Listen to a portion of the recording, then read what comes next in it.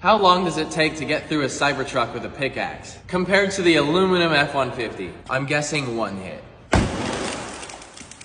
Oops. Dude, that was like 10 hits minimum. This thing here started to peel up, and I think it might all just come off.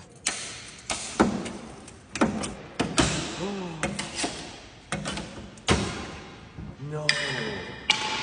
No way.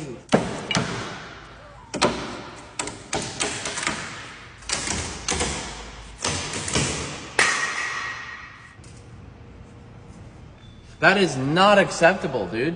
You just glued your truck together. That's not okay. 3 fingers. That is not okay.